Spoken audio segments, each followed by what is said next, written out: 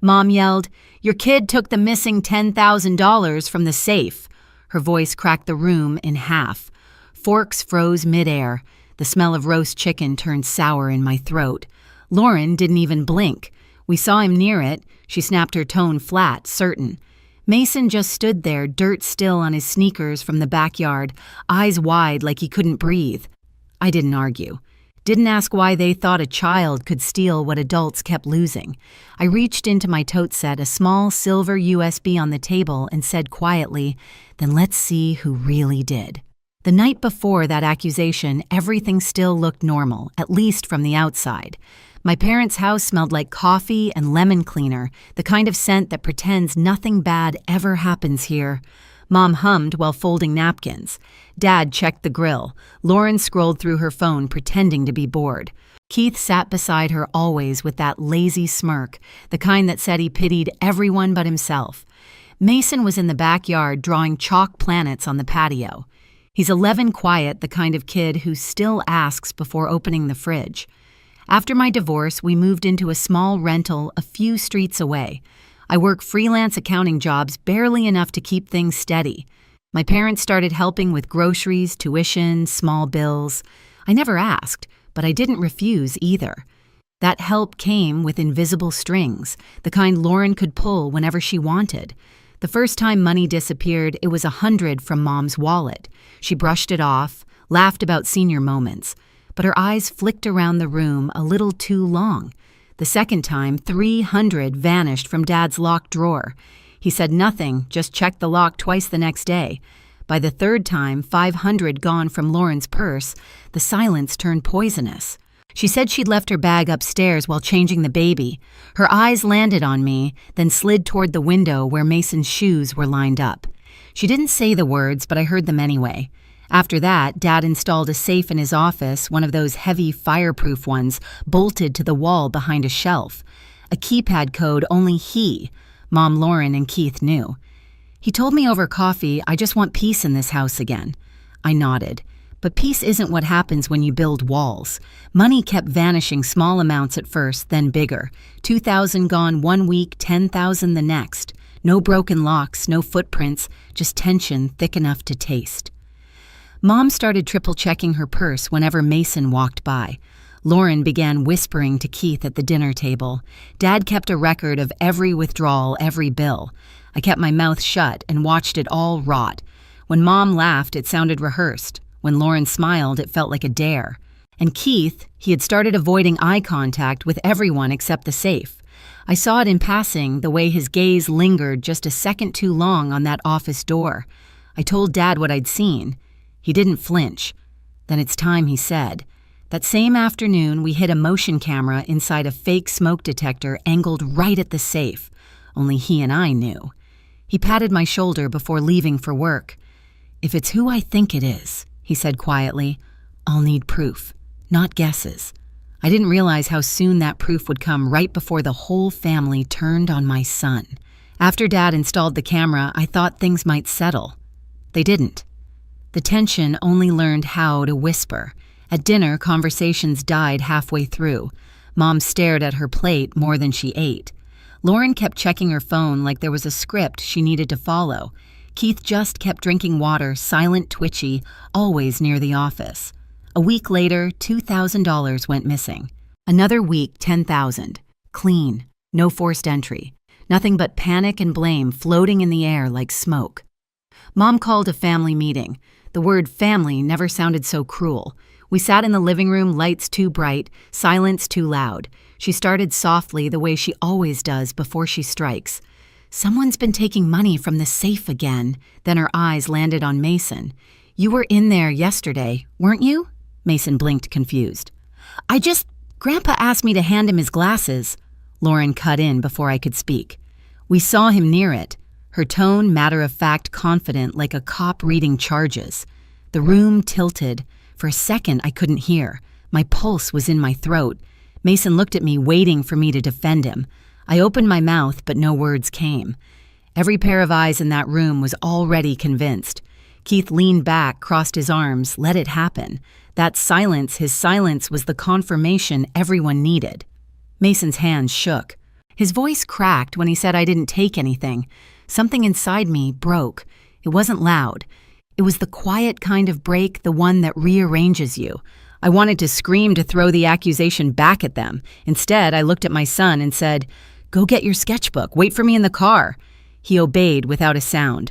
When the door closed behind him, the air felt colder. Mom exhaled like she'd been holding her breath for years. "I'm sorry, Ariana, but it keeps happening." "What else are we supposed to think?" I smiled small and sharp. "Maybe the problem isn't who you think it is." Lauren scoffed. "You always twist things." Keith finally spoke. "If you've got something to say it." "Oh, I will," I said. "Soon." No one knew Dad had been watching from the hallway. Later that night, he knocked on my door and handed me the drive. "Footage is ready," he said. "It's all there." I stared at the little silver USB like it weighed 100 pounds. Proof. The thing everyone claimed to want, but no one was ready for. The next day, Mom called again. Her voice was colder this time. "Your kid took the missing 10,000. That was when I stopped explaining and started showing. That Sunday felt wrong from the start. The air was too still, like the house itself was waiting for something ugly. I brought Mason over for dinner because Dad insisted let's clear the air he'd said. But clarity isn't what my family does. We sat in the living room, the TV murmuring some cooking show no one was watching. The baby monitor hummed on the table beside Mom's coffee cup. Dad was in his office checking the safe again. Lauren scrolled, Keith stared at nothing. Mason sat beside me swinging his leg quiet. Then Mom said it. "Your kid took the missing $10,000 from the safe." The sound hit like glass shattering. I didn't even look at her at first. I just stared at Mason's face as the color drained from it. Lauren added calm and sure. "We saw him near it." That's how you know someone's been rehearsing their lie when they say it like a line they've practiced in the mirror. Keith didn't say a word. He kept his eyes on the TV like if he ignored us long enough, truth would skip him entirely. I didn't defend Mason, didn't beg. My hands moved before my mouth did. I reached into my tote, pulled out the small silver USB Dad had given me, and placed it right in the center of the coffee table. The click it made when it hit the wood was louder than anyone's voice. Mom frowned. "What's that footage?" I said. My voice sounded steady, almost too calm. "You wanted proof. Here it is." No one moved. "Play it," I told them. Dad appeared in the doorway, reading the tension before I even explained. He took the drive, disappeared into the office, and closed the door behind him. 5 minutes. That's how long it took. Lauren stood up halfway, then sat back down. Mom wrung her hands. Keith didn't breathe. Mason pressed against me, small and silent. When Dad came back, he didn't look at anyone. He just said, "You should all see this." We followed him into the office. The room smelled of dust and old carpet. The monitor glowed cold blue. The file name read October 21st, 2:14 a.m. The video played grainy, quiet timestamp blinking. The office door opened. A figure stepped in. Lauren gasped first. "Keith." He moved like he'd done it before, walked straight to the safe, entered the code, opened its stuffed stacks of hundreds into a black duffel bag. Calm, efficient, like muscle memory. Mason's reflection flickered on the screen, his eyes huge, confused. Then Keith's face appeared in full view. Dad paused the frame. No one spoke. Keith's skin turned white. He turned and walked out the front door without a single word. And that's how silence can end a war louder than any scream. Keith didn't come home that night. He left without his jacket, without his car keys, without a single word of defense. The front door slammed once, and the echo stayed long after the sound was gone. Mom sat down on the couch and covered her mouth, muttering something about needing to check on the baby. Lauren didn't move. She just stood in front of the paused video like it might suddenly change if she stared hard enough. Dad stayed in the office, still and silent, one hand on the mouse. Mason pressed against my arm. "Mom, was that really Uncle Keith?" His voice was so small it broke something in me. "Yeah," I whispered. "It was." That night, nobody slept. The house felt stripped bare. You could hear the refrigerator hum, the wind through the vent, every creak of the floorboards, like the house itself was ashamed. The next morning, Keith's car was gone from the driveway. Lauren's face looked hollow, her eyes swollen from crying or not sleeping or both. She didn't look at me when I handed her a cup of coffee. She just said, "You didn't have to trap him like that."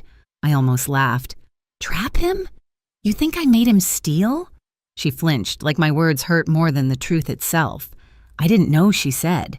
I thought maybe Mason? Because that was easier, I cut her off. Easier than believing the man you sleep next to could lie to all of us. She didn't answer.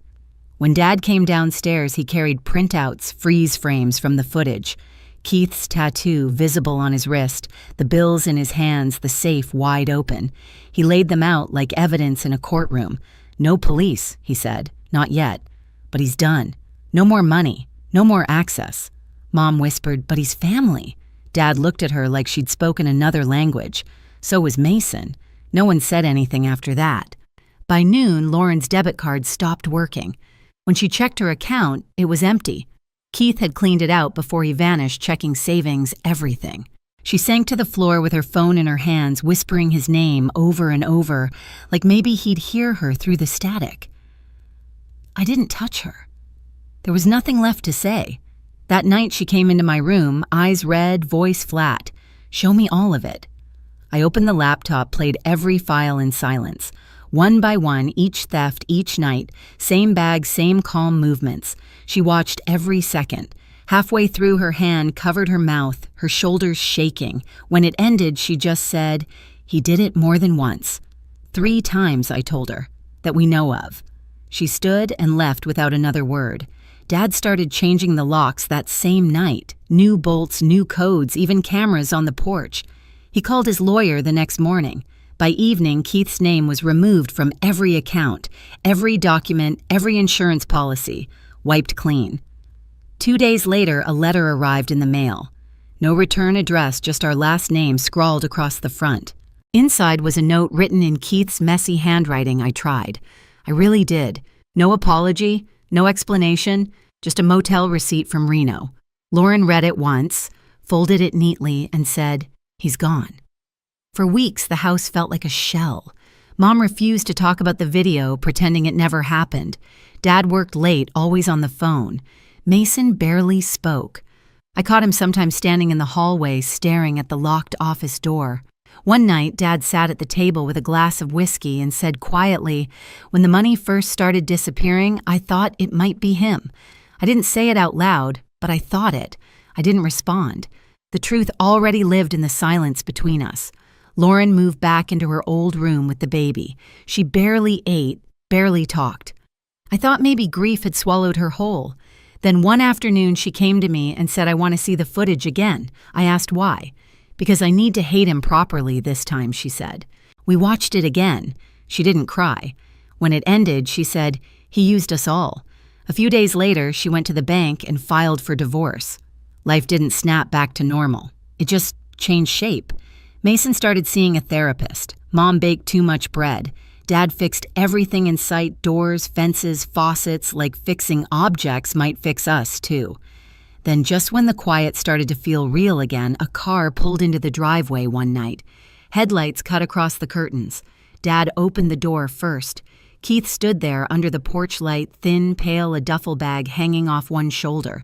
His face was drawn eyes, hollow. He didn't step inside. He just reached into his pocket, pulled out an envelope, and dropped it on the mat. He turned and walked away without a word. Inside the envelope were casino chips, pawn slips, crumpled receipts, and one slip that froze us all. A pawn ticket for Lauren's wedding ring, the one she'd hidden at the back of her closet after he left. He'd come back, into the house, into the baby's room. Somewhere, somehow, he'd slipped inside again. Lauren's knees gave out. That night, Dad had every lock replaced before sunrise. When the locksmith left, the house was silent except for the ticking clock and the baby's faint breathing on the monitor. Mom whispered, "I don't want to hear his name again." No one disagreed. 2 months later, the call came from Reno. Keith had overdosed in a motel room. No ID, no wallet, no excuses left. We buried him quietly, no speeches, no flowers, just a cold wind and the sound of dirt falling over wood. Standing there beside the grave, Lauren said, "He stole everything that mattered, but at least Mason got the truth." And I realized she was right. That truth had cost us $10,000 and a family we could never rebuild the same way again. After the funeral, the house went quiet in a different way, like grief had drained the last bit of noise. No one mentioned Keith again. Mom stopped setting an extra plate at dinner. Dad barely looked at the chair where Keith used to sit. Even the baby seemed to sense the hush, sleeping longer, crying softer. Lauren moved through the days like a shadow until one morning she knocked on my door. Her hair was tied up, eyes tired but steady. Dad gave me a check, she said. $10,000. He said it's for Mason, for doubting him. She paused, swallowing hard. He said we all owe him more than that. I found Mason outside drawing on the patio again, this time bright chalk suns and rockets. When I handed him the check, he tilted his head. Did we win something, kind of, I said. We just got back what was ours. That night, the family sat together for the first real dinner in months. The same roast chicken, the same table, but it felt lighter somehow. Lauren poured wine, Dad carved the meat, Mom even smiled. No one said Keith's name, but his absence finally felt like peace instead of punishment. After dessert, Lauren looked across the table. I told Mom it was Mason, she said quietly. I didn't see anything. I just needed to believe it wasn't him. Mason kept eating calm as ever. I knew, he said. Lauren's lip trembled. I'm sorry. He nodded like forgiveness was easy when you're 11. When the plates were cleared, I stood at the sink listening to their laughter drift through the house. It didn't sound perfect. It sounded real. Spring came quietly, the trees outside my parents' house blooming like they'd been waiting for us to notice again. Life didn't go back to what it was. It became something steadier, smaller, and honest. Lauren found work. Mason laughed more. Mom learned to listen before she spoke. Sometimes I still think about that night, the accusation, the silence, the proof. Justice didn't roar. It whispered one frame at a time until no one could deny it. If you've ever been blamed for something you didn't do, tell me in the comments. You're not alone. Hit subscribe for more stories like this.